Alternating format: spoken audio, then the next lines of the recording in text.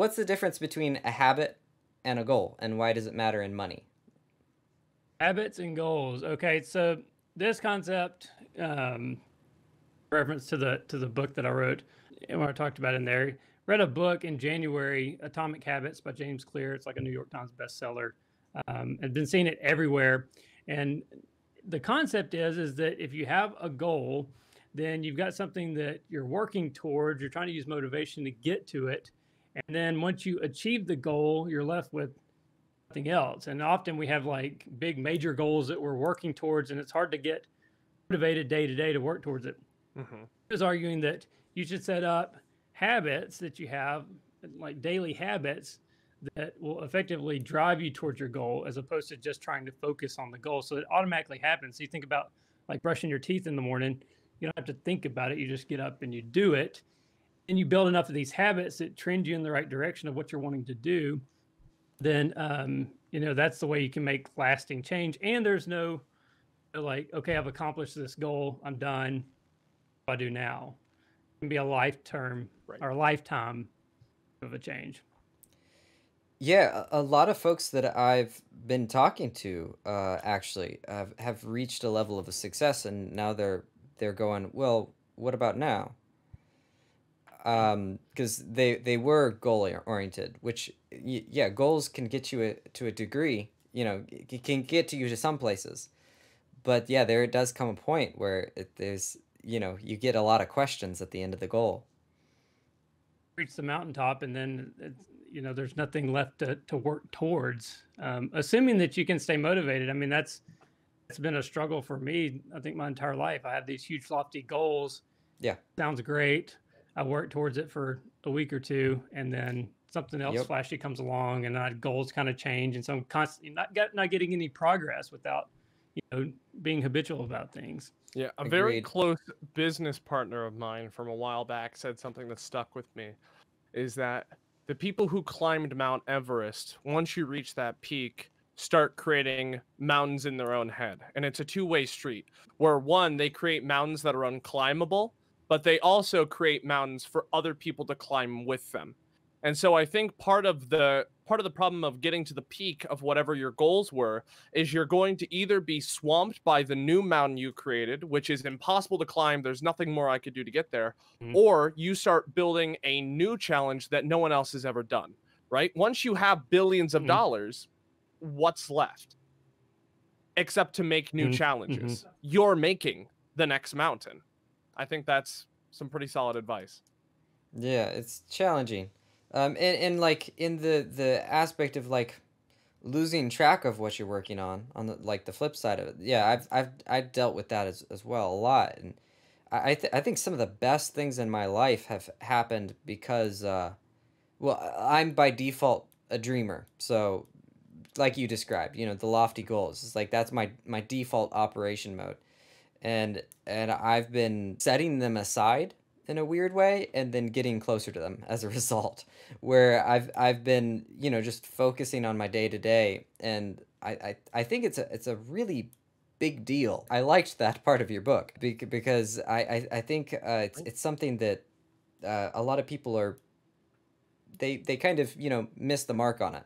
Yeah, and that was stolen directly from James Clear, and I credited him there in the book. And the way he kind of frames it is, think about the type of person that has achieved your goal. What would they do? And then build your habits around that being the type of person. What would the type of person that, has lost 50 pounds, what do they do? And you build habits. And basically you have a trigger that causes you to do the habit. So every night you eat dinner, and then immediately you go run, or whatever you're working towards, have some trigger that causes that habit. Yeah, love it. I've got a question for you, Dustin. You talk a lot about how marketing plays you, right? How things can be deceiving, and how those that are the best investors are those that can think long-term about the implications of their actions. In your book, there's a line that I love, and it's a little metaphor about an invasive wildflower getting into a field and how it will double its area. So in 6 weeks, covers the entire field. So when is half the field covered? Can you explain a little bit more about how the idea of compounding and exponential growth is lost on new investors? I think just naturally we're all inclined to think in a linear fashion. I mean, everything we do is linear. You just look at like COVID cases, how people couldn't wrap their minds around how we're back in like March and April. People were saying, well, you know, there's a lot more flu cases every year than what we've got right now with COVID. And it's like, well, but the COVID cases are growing exponentially. That means they're going to keep growing at a lot faster rate.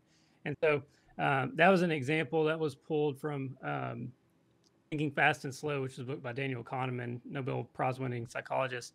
And basically, if you ask people, you know, when is the field going to double, and you put pressure on them to answer quickly, most people are going to say it's going to take 3 weeks or 3 weeks to get halfway there, and then another 3 weeks to reach the full field. When in actuality, it's going to be 5 weeks, because if it already doubled by week 5, then it's not going to double again and fill up the field. It's going to be, you know, 5 weeks to get there. And so that's the concept. And I think it plays out in finance. It plays out going back to habits. I mean, if you are creating habits, you're growing by just 1% a day. It's not going to end up being 365% at the end of the year. It's like, in that math before, it's like 2,400% or something, you know, at the end of the year. Right. Yeah. So the other part of that growth is about how marketing plays you, and it's the one of your most popular videos has to do with how a movie theater can easily upsell you with a medium drink that's 25 cents less than the largest one. It's another great example of how the modern marketing tactics, which is my field, really prey on those ideas that we think that, oh, this is not that far away from that, therefore that is better than this. And it's like the HDMI cable on the TV, how I'll drive 4 miles, even though it's double, because I don't want to pay double, right? It's the cost fallacies. So what do you think is the best way in your day-to-day life to acknowledge those things and deal with them? I think just know about them as best you can. I mean, even knowing about them, it's difficult not to see it and think it. I mean, I would fall for that too. If I knew that a cord was half the price across town, I'm going to be tempted to drive across town because it's half. But if I'm buying a car and I can get it $10 cheaper across town, you're not even going to think about driving across town.